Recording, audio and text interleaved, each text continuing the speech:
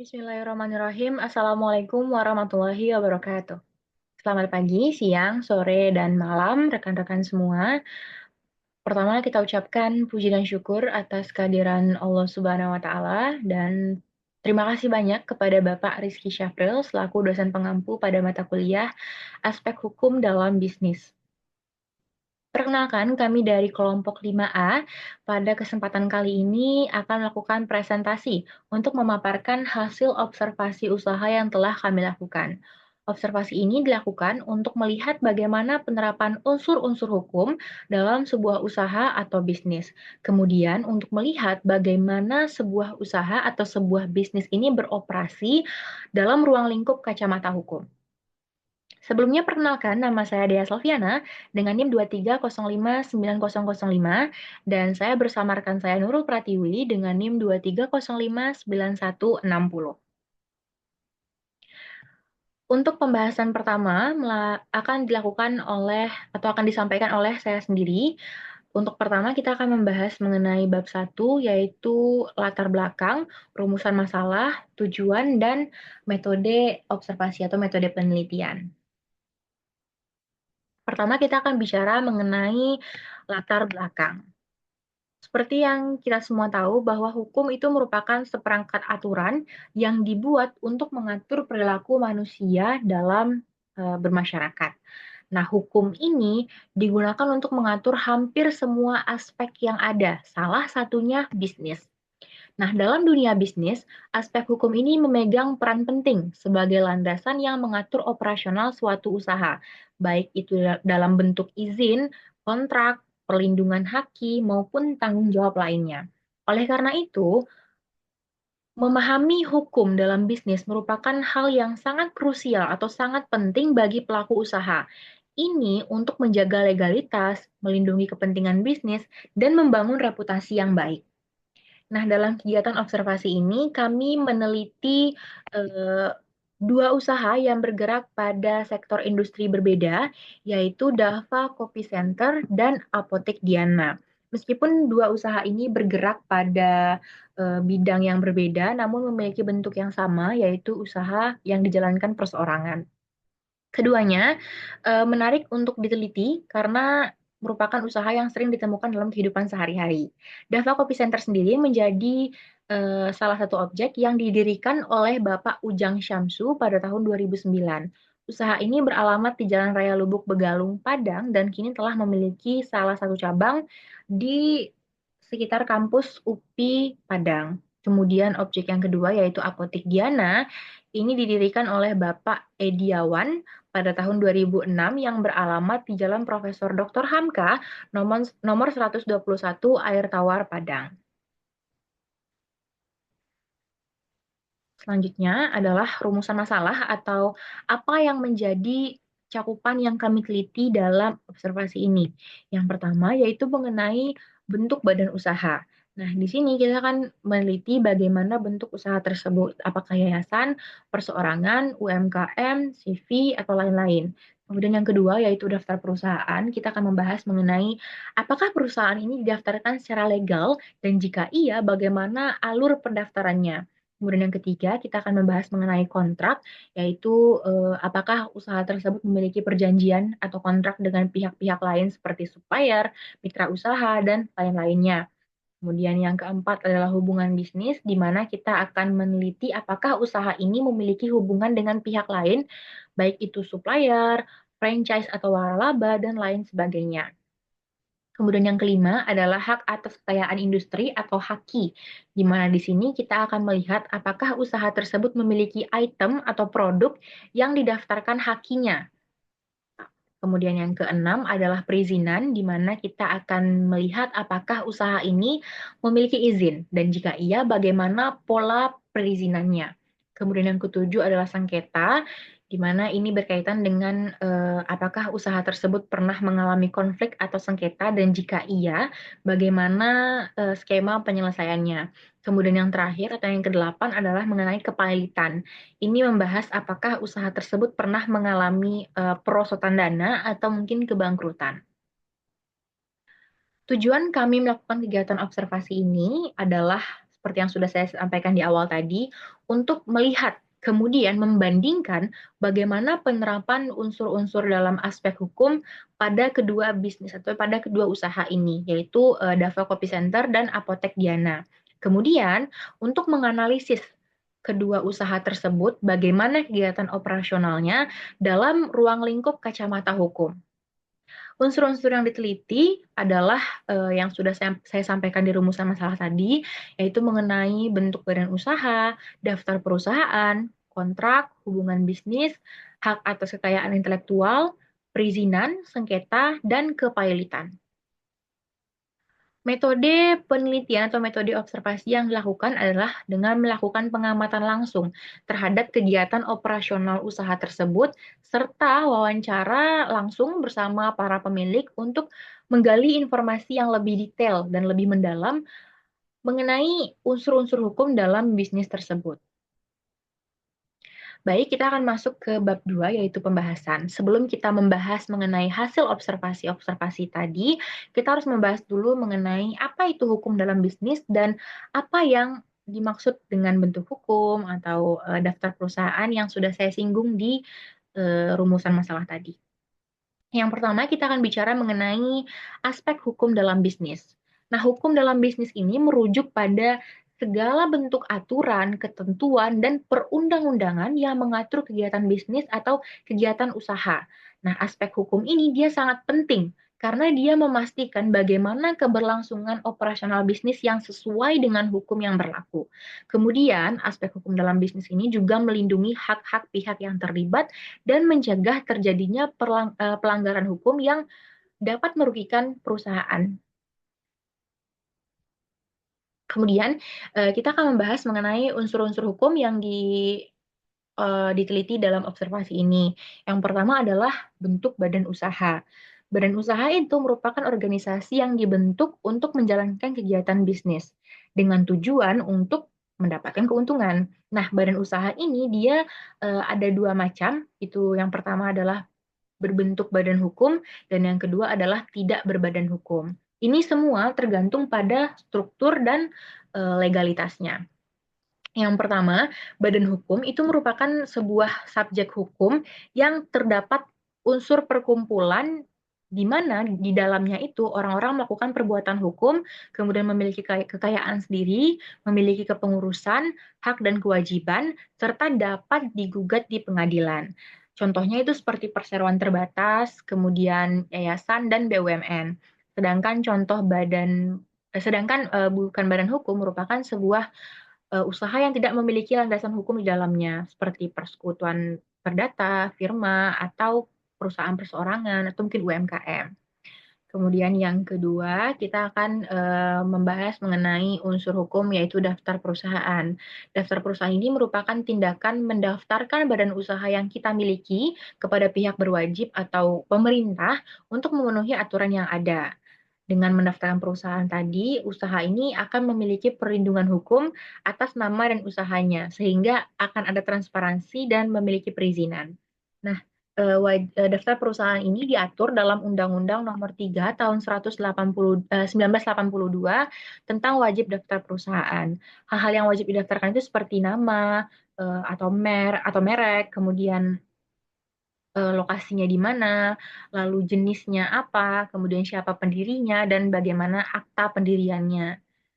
Kemudian yang ketiga itu adalah kontrak, di mana kontrak ini merupakan perjanjian hukum antara dua pihak atau lebih yang bersifat mengikat. Nah, kontrak ini memiliki kekuatan hukum yang berarti jika salah satu pihak tidak memenuhi kewajiban sesuai isi kontrak tadi, maka pihak lain itu dapat menuntut atau mengambil tindakan hukum. Kemudian yang keempat adalah hubungan bisnis, di mana hubungan bisnis ini adalah interaksi atau kerjasama antara dua pihak dalam konteks bisnis. Nah, interaksi ini bisa dalam berbagai bentuk seperti transaksi jual beli hingga kerjasama jangka panjang. Beberapa contohnya itu seperti keagenan atau distributor, kemudian franchising atau waralaba, dan penggabungan perseroan terbatas atau sering disebut dengan istilah joint venture. di mana tujuan utama dari hubungan bisnis ini adalah untuk mencapai keuntungan bersama, kemudian memperluas cakupan pasar, dan mengakses sumber daya yang diperlukan untuk mencapai tujuan utama bisnis tadi.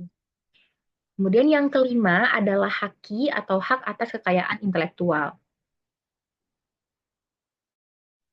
Di mana haki atau hak atas kekayaan intelektual ini merupakan hak eksklusif yang diberikan kepada seseorang atau kepada sebuah kelompok atas hasil karyanya, seperti hak cipta, paten, merek dagang, desain, rahasia dagang, dan lain-lain. Nah, dalam dunia bisnis, haki ini merupakan hal yang sangat krusial atau sangat penting, karena haki ini dapat memberikan perlindungan hukum yang kuat atas hasil karyanya, sehingga ini bisa menjadi aset yang berharga bagi perusahaan atau bagi sebuah usaha. Kemudian yang ketujuh adalah perizinan, di mana perizinan ini adalah proses yang dilakukan untuk memperoleh izin atau memperoleh persetujuan dari pemerintah atau pihak berwenang untuk menjalankan kegiatan usaha tertentu. Nah, izin ini diberikan untuk memastikan bahwa usaha yang dijalankan atau bisnis yang dilakukan itu sesuai dengan peraturan hukum yang berlaku dan tidak melanggar ketentuan. Kemudian yang ketujuh adalah sengketa, di mana sengketa sengketa ini adalah pertentangan antara dua pihak atau perbedaan persepsi antara dua pihak, di mana menimbulkan konflik atau ketegangan di antara keduanya. Nah, sengketa ini dapat di sengketa ini dapat di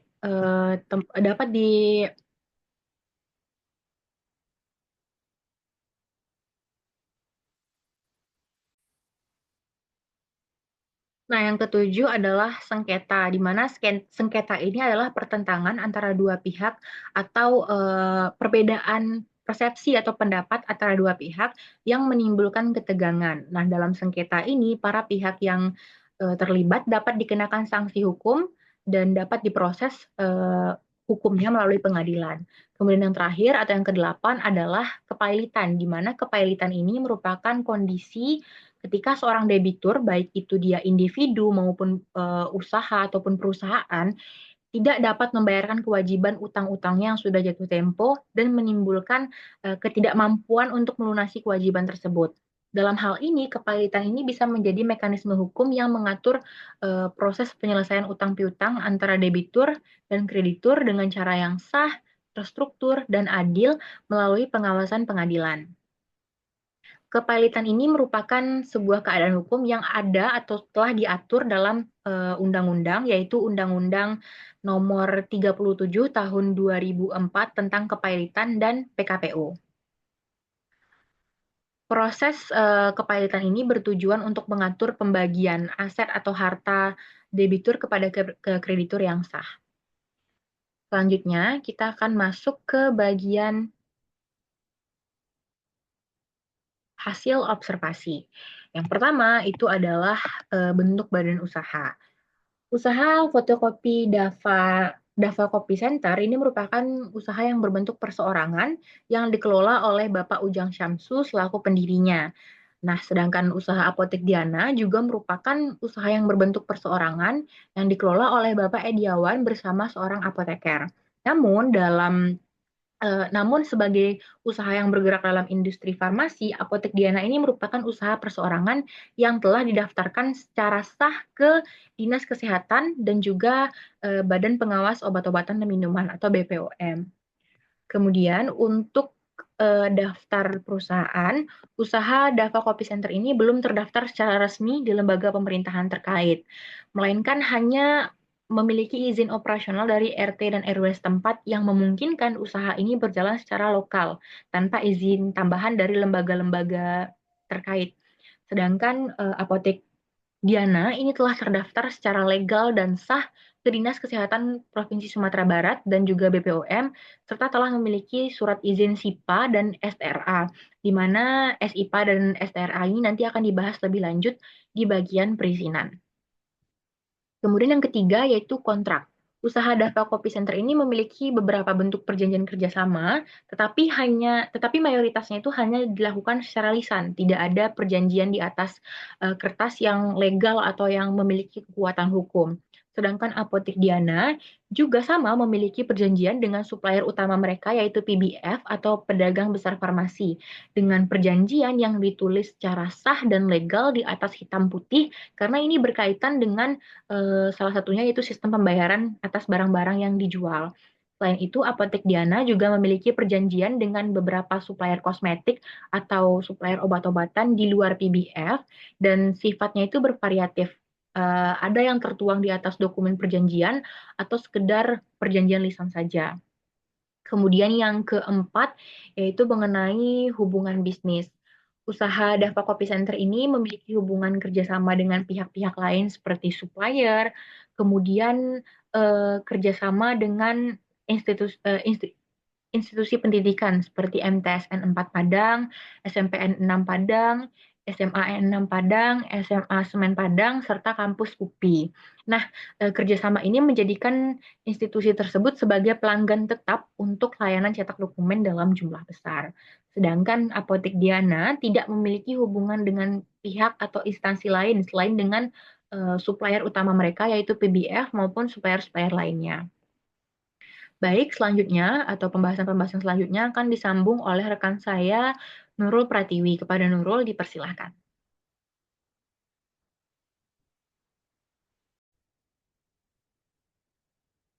Baiklah, terima kasih kepada moderator.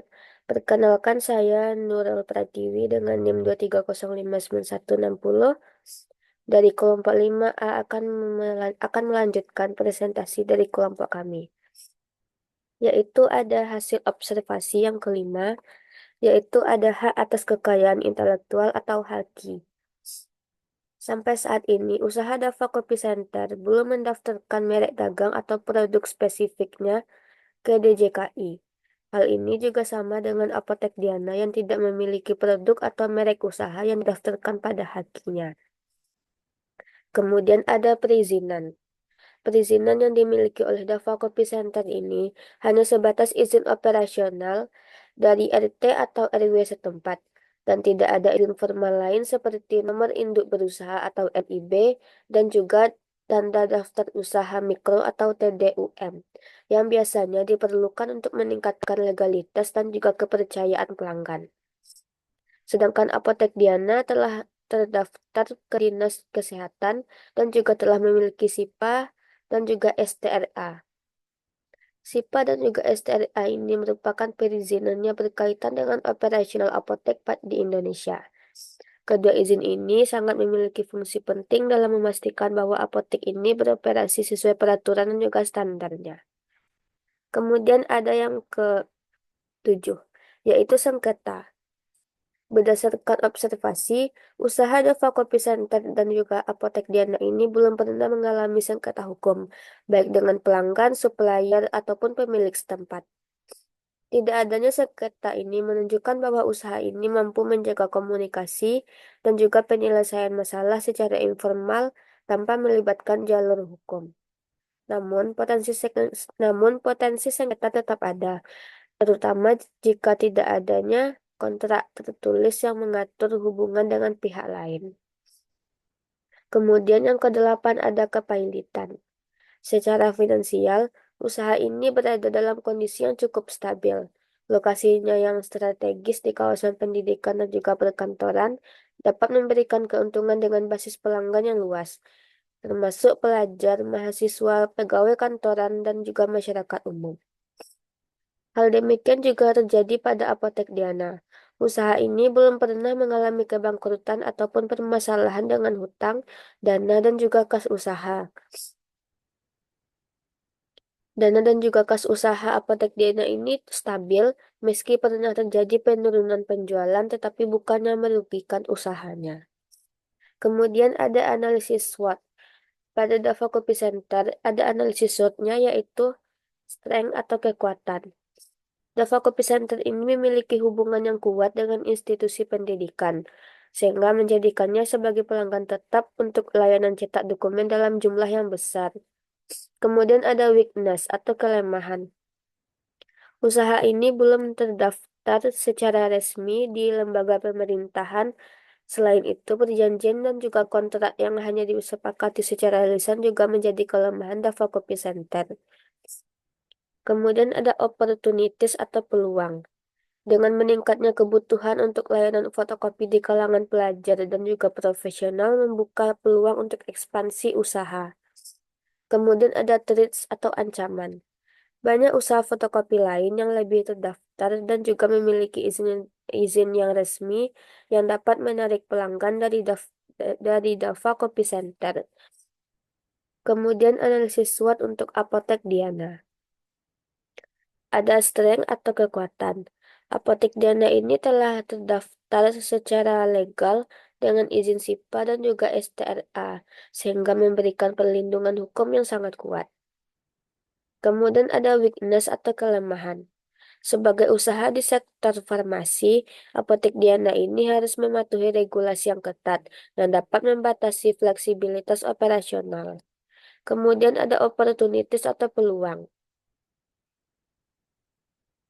Dengan adanya perizinan yang jelas dan lengkap, membuat Apotek Diana mampu menarik konsumen dan meningkatkan loyalitasnya. Kemudian ada threats atau ancaman.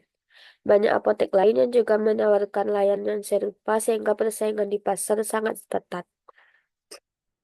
Kemudian ada perbandingan antara dua usaha ini, yaitu yang pertama ada legalitas. Apotek Diana ini memiliki izin yang resmi dan juga terdaftar, sehingga memberikan perlindungan hukum yang jelas. Sebaliknya, Dava Copy Center ini tidak memiliki pendaftaran yang formal, yang meningkatkan risiko hukum. Kemudian yang kedua ada hubungan dengan pelanggan. Dava Copy Center ini memiliki hubungan yang baik dengan institusi pendidikan, sedangkan Apotek Diana melayani masyarakat umum. Keduanya memiliki pelanggan yang tetap, tetapi basis pelanggan Apotek Diana lebih luas. Kemudian ada yang ketiga yaitu risiko hukum. Dava Copy Center ini menghadapi risiko hukum yang lebih tinggi karena kurangnya kontrak dan juga pendaftaran, sedangkan Apotek Diana memiliki perlindungan hukum yang jelas. Kemudian ada yang keempat, peluang pertumbuhan. Keduanya ini memiliki peluang untuk berkembang. Kemudian ada kesimpulan. Dari hasil observasi terhadap Dava Copy Center dan juga Apotek Diana ini dapat kami simpulkan bahwa Apotek Diana ini memiliki keunggulan dalam aspek legalitas dan juga perlindungan hukum yang memberikan stabilitas dan juga kepercayaan kepada pelanggan. Sementara itu, Dava Copy Center ini meskipun memiliki potensi pasar yang baik dan hubungan yang kuat dengan institusi pendidikan, menghadapi risiko hukum yang signifikan akibat kurangnya pendaftaran yang resmi dan juga kontrak formal. Oleh karena itu, pemahaman yang mendalam tentang aspek hukum dalam bisnis ini sangat penting untuk menjaga keberlanjutan dan juga reputasi usaha. Selain kesimpulan ini, kami juga memiliki saran untuk kedua usaha ini, yaitu Dava Copy Center ini disarankan agar segera mendaftarkan usaha dan juga membuat kontrak formal untuk mengurangi risiko hukum dan meningkatkan kepercayaan kepada pelanggan. Selain ini, perlu juga dilakukan diversifikasi layanan untuk menarik lebih banyak pelanggan. Sedangkan Apotek Diana perlu untuk terus mematuhi regulasi yang ada dan meningkatkan kualitas layanan untuk mempertahankan regulasi yang baik. Apotek Diana juga dapat mempertimbangkan untuk memperluas layanan kesehatan dan ditawarkan agar tetap relevan di pasar yang kompetitif. Keduanya ini perlu melakukan evaluasi dan juga analisis pasar secara berkala untuk menyesuaikan strategi bisnis dengan kebutuhan pelanggan dan juga perkembangan industri. Keduanya juga perlu meningkatkan pemahaman tentang aspek hukum untuk melindungi kepentingan usaha dan juga pelanggan mereka. Sekian yang dapat kami sampaikan. Dan saya kembalikan kepada moderator. Terima kasih. Baik, terima kasih Nurul atas pemaparan hasil observasi dan kesimpulannya. Saya selaku moderator ingin mengucapkan terima kasih banyak kepada rekan-rekan semua dan juga Bapak selaku dosen pengampu. Mungkin sekian presentasi yang dapat kami tampilkan. Mohon maaf apabila ada kesalahan dan kekurangan, baik itu dari segi penyampaian maupun hasil observasi kami. Akhir kata saya ucapkan wabillahi taufiq wal hidayah. Wassalamualaikum warahmatullahi wabarakatuh.